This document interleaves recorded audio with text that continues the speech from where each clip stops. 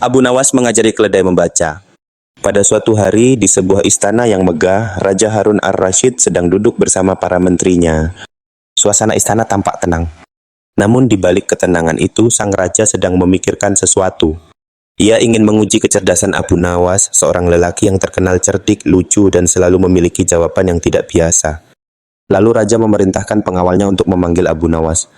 Tak lama kemudian Abu Nawas datang ke istana. Langkahnya pelan, wajahnya tenang, dan sikapnya sopan. Ia berdiri di hadapan raja lalu menunduk hormat.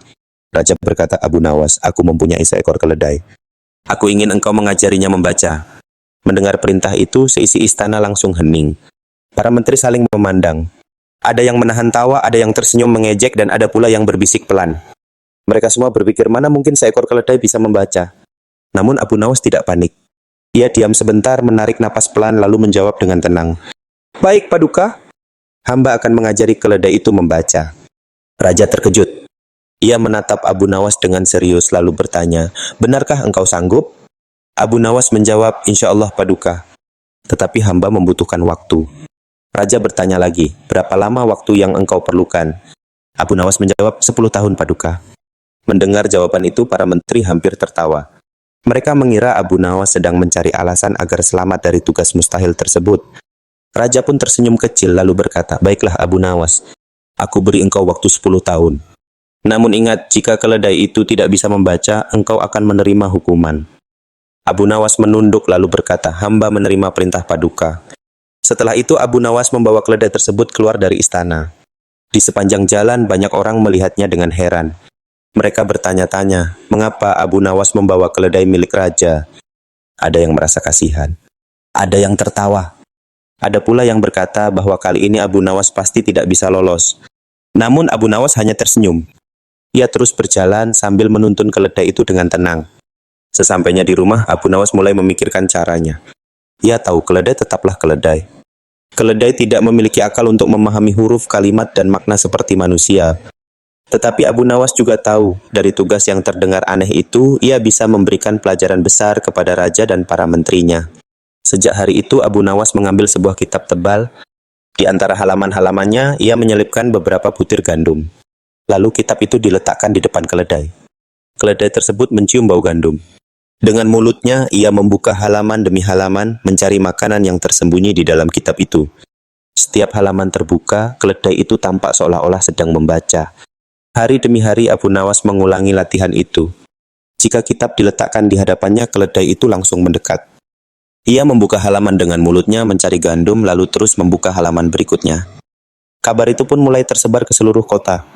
Orang-orang berkata bahwa keledai milik Abu Nawas sedang belajar membaca. Sebagian orang percaya, sebagian tertawa, dan sebagian lagi penasaran ingin melihatnya sendiri. Beberapa waktu kemudian kabar itu sampai ke istana. Raja pun penasaran. Dia ingin melihat apakah benar keledainya sudah bisa membaca. Maka Abu Nawas kembali dipanggil ke istana. Abu Nawas datang dengan membawa keledai itu. Para menteri berkumpul. Mereka ingin menyaksikan apakah Abu Nawas benar-benar berhasil atau justru akan mempermalukan dirinya sendiri. Raja duduk di singgasananya lalu bertanya, Abu Nawas, apakah keledai itu sudah bisa membaca? Abu Nawas menunduk hormat lalu menjawab, Paduka, keledai ini sudah mulai mengenal kitab. Raja berkata, kalau begitu tunjukkan kepadaku. Abu Nawas pun meletakkan sebuah kitab tebal di depan keledai. Keledai itu segera mendekat. Ia mencium-cium halaman kitab tersebut. Kemudian dengan mulutnya ia membuka satu halaman. Lalu halaman berikutnya. Lalu halaman berikutnya lagi.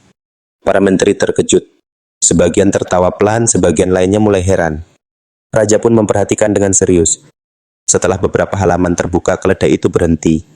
Ia tidak menemukan gandum di halaman itu. Lalu keledai tersebut mengembik keras. Seketika suasana istana menjadi sunyi. Abu Nawas menunduk kepada raja lalu berkata dengan tenang, Paduka, begitulah cara keledai membaca. Raja mengerutkan kening lalu bertanya, apa maksudmu Abu Nawas? Abu Nawas menjawab, keledai ini membuka halaman tetapi tidak memahami isinya. Ia hanya mencari makanan, bukan mencari ilmu. Raja terdiam. Para menteri yang tadi menahan tawa kini mulai memperhatikan ucapan Abu Nawas. Abu Nawas melanjutkan, begitu pula manusia Paduka. Jika seseorang membaca kitab tetapi tidak memahami maknanya, tidak mengambil pelajaran dan tidak memperbaiki akhlaknya, maka ia hanya seperti keledai yang membuka halaman. Ucapan itu membuat seisi istana hening. Tidak ada yang tertawa lagi. Semua orang mulai berpikir. Raja menatap Abu Nawas lama sekali. Lalu ia berkata, Abu Nawas, engkau memang cerdik. Tugas yang tampak mustahil engkau ubah menjadi pelajaran yang dalam. Abu Nawas menunduk lalu berkata, hamba hanya ingin mengingatkan, Paduka. Ilmu bukan sekadar dibaca. Ilmu harus dipahami lalu diamalkan. Raja mengangguk pelan. Para menteri yang sebelumnya mengejek kini menundukkan kepala. Mereka sadar Abu Nawas bukan hanya sedang melucu. Ia sedang memberi nasihat. Sebuah nasihat yang sederhana tetapi sangat dalam. Membaca itu baik. Belajar itu mulia. Tetapi membaca tanpa memahami tidak akan banyak berarti. Ilmu tidak boleh hanya berhenti di kepala. Ilmu harus turun ke hati. Lalu ilmu itu harus tampak dalam sikap, ucapan, dan perbuatan. Orang yang benar-benar berilmu bukan hanya pandai berkata-kata. Ia juga harus pandai menjaga hati, menjaga lisan, dan memperbaiki dirinya sendiri. Sejak hari itu, Raja semakin menghargai kecerdasan Abu Nawas. Bukan hanya karena Abu Nawas pandai menjawab pertanyaan sulit, tetapi karena ia mampu mengubah hal yang lucu menjadi pelajaran hidup. Cerita ini termasuk kisah hikmah Abu Nawas yang populer di masyarakat, bukan riwayat sejarah yang pasti. Namun pesan di dalamnya sangat indah untuk direnungkan. Ilmu bukan hanya untuk dibaca. Ilmu bukan hanya untuk dibanggakan. Ilmu yang benar adalah ilmu yang membuat manusia menjadi lebih baik.